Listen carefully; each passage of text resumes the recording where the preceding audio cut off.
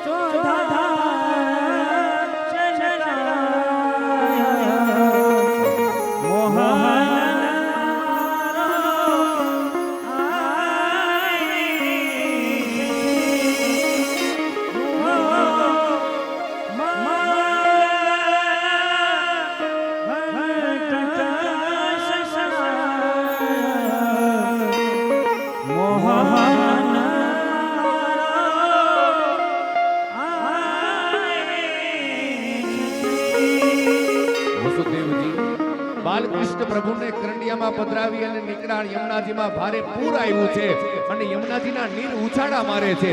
આ યમુનાજીના નીર ઉછાળા મારે સુકા.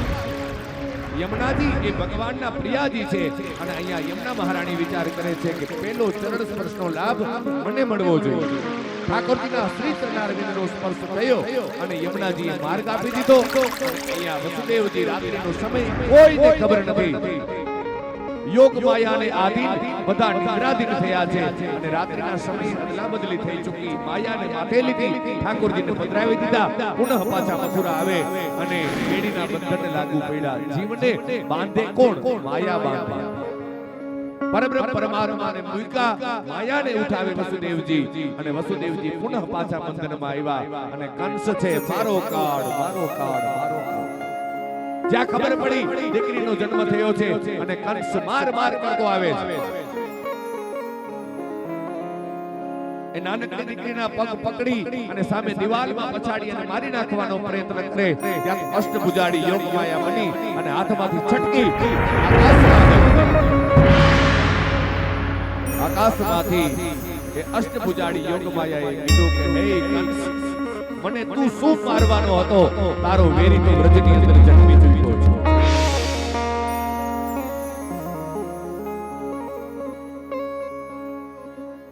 કંસને ઊંઘ આવતી નથી. મારો કાળ ગોતવા જોઈએ કૃષ્ણને, પણ કાળને ગોતે છે. ઠાકોરજી પધાર્યા વહેલી સવારનો સમય અને અહીંયા બાળકના રડવાનો અવાજ આવે એટલે બેન સુનંદાજી દોયડા અને યશોદાજીની બાજુમાં જ્યાં ભગવાન કૃષ્ણને જોયા છે એકદમ આનંદમાં, એટલા બધા આનંદમાં આવી ગયા. નંદ બાવાને ગોતે દાસ દાસીઓને પૂછ્યું નંદજી ક્યાં છે? અને ખબર પડી કે નંદ બાવા ગૌશાળાની અંદર ગાયોની સેવા કરે છે અને અહીંયા બેન સુનંદાજી દોયડા ભૈયા ભૈયા ભૈયા ભૈયા નંદ બાવા કે બોલ તો ખરા છે હું આમ અતિ આનંદ ના હોય ને માણસ એટલે પછી આમ શબ્દ ન મળે અતિ આનંદ આમ આપે બધું હારું અતિ આનંદમાં બેન સુનંદાજીને આનંદના સારા સમાચાર આપવા છે પોતાના ભાઈને એટલે અહીંયા ગાયોની સેવા કરીને ત્યાં બેન સુનંદાજી આવ્યા અને કીધું કે ભૈયા ભૈયા નંદ બાબાએ કીધું કે હવે બોલીશ કે હા ભૈયા લાલો ભયો હે આજ જ્યાં મોટામાંથી શબ્દ નીકળ્યા લાલો ભયો હે ત્યાં તો નંદ બાબા પોતાના ગળાની અંદર નવલખો હાર હતો એ કાઢી અને બેન સુનંદાજીને આપી દીધો. નંદ બાબાએ કીધું બેન સુનંદાજીને કે જાઓ સાંડિલ્ય દાદાને બોલાવો. સાંડિલ્ય નામના બ્રાહ્મણને બોલાવ્યા અને પરમાત્માએ વૈદિક સંસ્કૃતિનું જતન કરવા માટે થઈ અને જાત કર્મ સંસ્કાર સ્વીકાર્યા છે.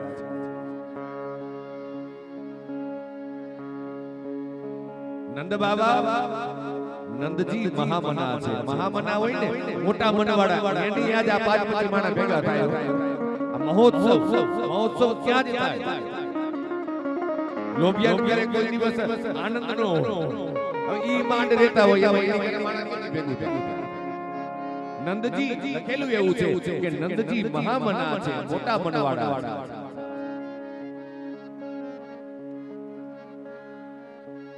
સાંડિલ્ય દાદા એવા પરમાત્માના જાત કર્મ સંસ્કાર કર્યા છે અને અહીંયા નંદજી પોતાને ત્યાં દીકરાનો જન્મ થયો છે એટલે એટલા બધા આનંદમાં આવી ગયા છે. તલના 3 પર્વત બનાવ્યા, એની અંદર હીરા મોતી જવેરાત પધરાવ્યા અને એ તલના 3 પર્વત દાનમાં આપે છે. સોનાની સિંગડી વાળી, રૂપાની ખરી વાળી, ચાંદીના ઘુઘરમાળ જેના કોઠાની અંદર છે આવી ગાયો 2 લાખ સોનાની સિંગડી વાળી ગાયો નંદજીએ દાનમાં દીધી છે. બ્રાહ્મણો બધા આવ્યા છે અને બ્રાહ્મણોએ દાનનો સ્વીકાર કર્યો, પરમાત્માને આશીર્વાદ આપ્યા છે અને અહીંયા સાંડિલ્ય નામના બ્રાહ્મણ છે હવે એને સોના મોહર દાનમાં આપી અને અહીંયા સાંડિલ્ય દાદા નીકળ્યા છે પણ એટલા બધા આનંદમાં છે. સોના મોહર ઢોળાતી આવે અને અહીંયા વ્રજવાસીઓ બધા પૂછે છે કે દાદા આજ આટલા બધા આનંદમાં કેમ છો? સાંડિલ્ય દાદાએ કીધું કે લે આ વ્રજવાસીઓને કોઈ ખબર નથી. ચોરાનો ચોક આવ્યો અને સાંડિલ્ય દાદા એક ઊંચા ઓટા ઉપર ચડી ગયા અને ઊંચા ઓટા ઉપર ચડી અને સાંડિલ્ય દાદાએ જાહેરાત કરી છે, अरे ओ ब्रजवासियों, ब्रजवासियों, ब्रजवासियों, तुमको पता नहीं है क्या नंद के वहाँ लालो भयो है, लालो भयो है, लालो भयो है. क्या तो आनंदनी हेली उमटी हो. બધા જ બ્રજવાસીઓ કઈક ને કઈક વસ્તુ દહીં, દૂધ, ઘી, માખણ, મિશ્રી આવી બધી પવિત્ર વસ્તુઓ લઈ નીકળ્યા છે. નંદ ભુવન તરફ આવવા લાગ્યા છે. બધા જ રસ્તાઓ નંદ ભુવન તરફ જાય છે. બીજી બધી ગોપીઓ તો આવે, એમાં એક નવી ગોપી આવી અને અહીંયા બીજી બધી ગોપીઓ પૂછે કે બેન તારું નામ શું? બોલે મારું નામ બ્રહ્માણી છે, બ્રહ્મલોકમાંથી આવી છું અને ઠાકોરજી પ્રગટ થયા ને તો હવે તો બસ અહીંયા જ રહેવું છે. વળી પાછી નવી એક ગોપી આવી, બોલે તારું નામ શું? બોલે ઇન્દ્રાણી છું, સ્વર્ગમાંથી આવી છું, ઇન્દ્રની પત્ની છું. હવે ઠાકોરજી પ્રગટ થયા ને એટલે અહીંયા જ હવે રહેવું છે. નંદ બાવા દાનવીના છે કરવા વ્રજવાસીઓ બધા આવવા લાગ્યા. નંદ ભુવનમાં આવે, ઠાકોરજીના દર્શન કરે.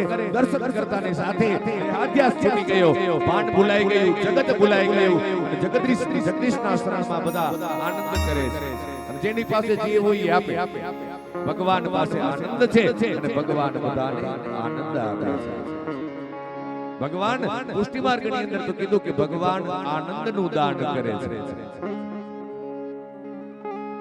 ગોવાડ બધા ભેગા થયા અને ગોવાડ બધાએ નક્કી કરી લીધું કે હવે ભગવાન પ્રગટ થયા છે ને તો આ નંદ ભુવન છોડી અને હવે આપણે બીજે ક્યાંય જવું જ નથી. બધા જ આ નંદ ભુવનમાં બેસી ઠાકોરજીના દર્શન કરે અને ઠાકોરજીની સન્નિધિ બધાને પ્રાપ્ત થઈ છે. ધીરુભાઈ ઉતાવળ જવું નીકળવું છે તો આપણે નંદ ઉત્સવ પછી ઉજવીએ, કારણ કે એમાં કીર્તન ચાલુ થશે પાછું 10-15 મિનિટ ચાલે. તો એ પેલા ધીરુભાઈને જવાનું હોય તો આપણે એ પેલા ધીરુભાઈને વિનંતી કરી કે હા પેલા ધીરુભાઈને લઈ પછી ધીરુભાઈ સરવૈયા અહીંયા ધર્મંચ પર પધારે અને આપણને બધાને રાષ્ટ્રીય આનંદ કરાવે. ધીરુભાઈ સરવૈયા જોરદાર તાલી વગાડી અભિવાદન. જય હો.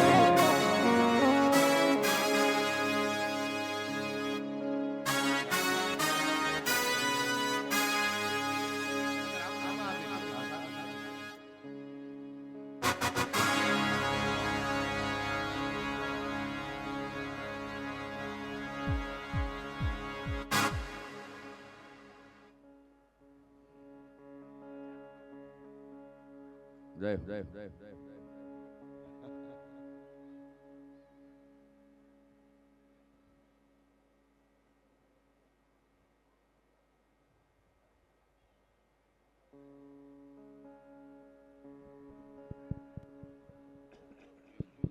બોલ કૃષ્ણ કનૈયા લાલ કી જય.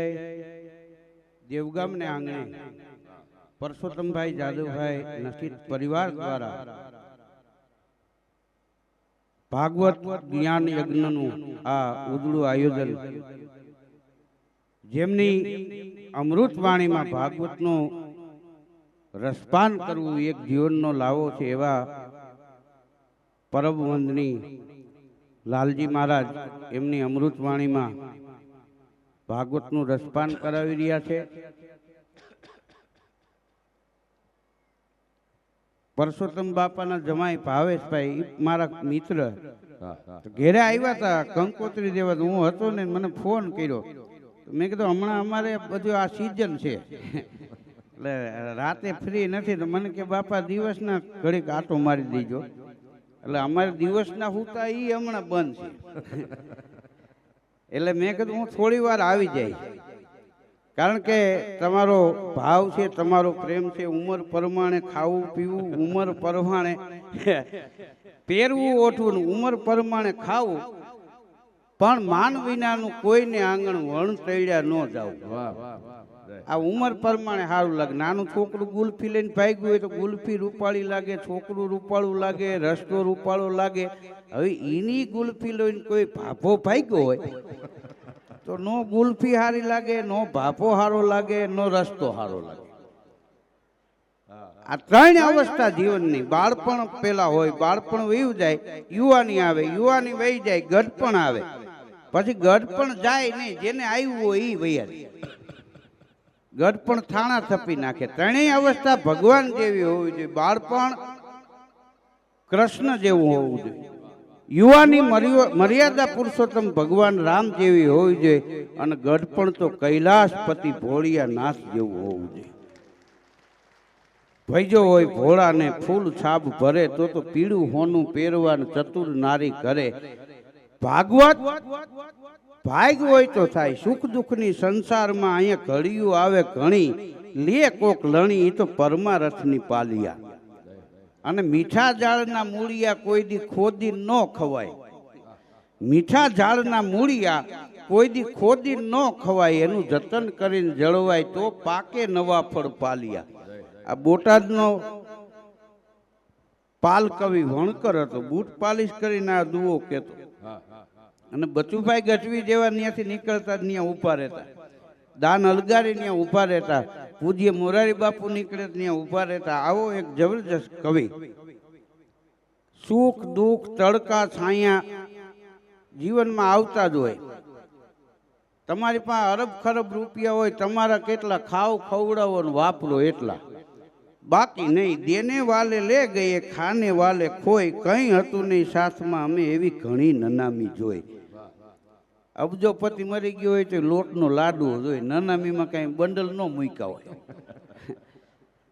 હા તાણે આ નસીબ પરિવારે ભાગવત જ્ઞાન યજ્ઞનું આયોજન કર્યું ને, પિતૃ મોક્ષાર્થે.